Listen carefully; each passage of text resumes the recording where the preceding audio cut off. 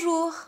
Femme de communication et mère de 4 enfants, notre invitée a débuté sa carrière en exerçant aux États-Unis avant de retourner dans son pays natal, le Gabon.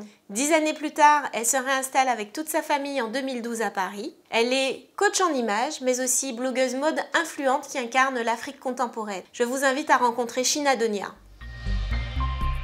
Bonjour Corinne, mais je rentre du Congo pour un voyage que j'ai réalisé avec une autre blogueuse africaine comme moi. Nous avons appelé ce voyage Back to Congo et l'idée était de faire voyager les gens là où la mode du wax a le plus influencé la jeune femme que j'étais, est en Afrique centrale, donc du Gabon.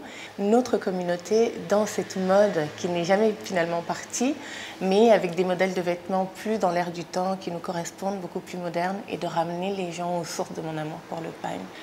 Alors je pense que, pour donner un exemple de ce qui a été l'épreuve la plus difficile de ma vie, c'est la perte d'un parent, notamment ma mère, qui était le seul parent qui m'a élevée. J'avais 26 ans et à ce moment-là, on ne comprend pas beaucoup. On se dit pourquoi maintenant, c'est pas possible, qu'est-ce que je vais devenir? En fait, ça a été une question de secondes. Mais 10 ans plus tard, parfois je me redemande plus du tout pourquoi elle est partie.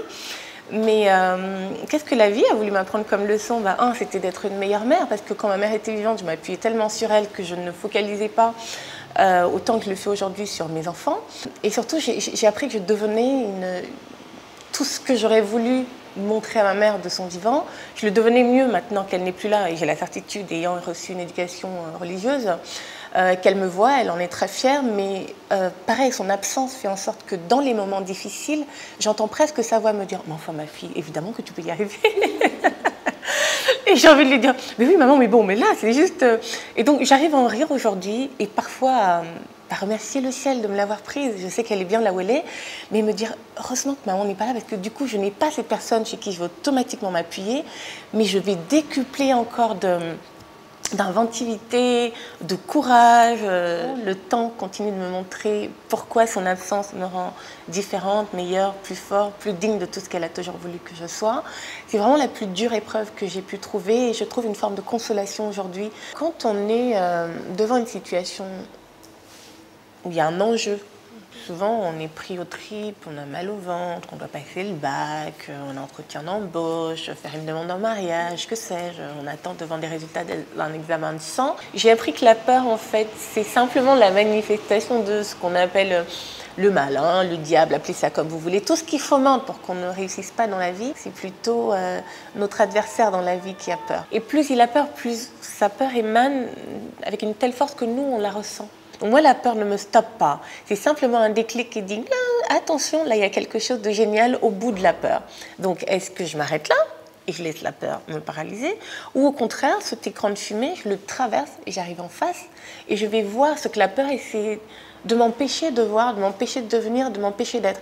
Et encore une fois, il n'est pas d'épreuve qui se dresse devant nous que nous ne sommes pas capables de gagner. Le meilleur conseil que je puisse donner à quiconque, homme ou femme, trouve-toi.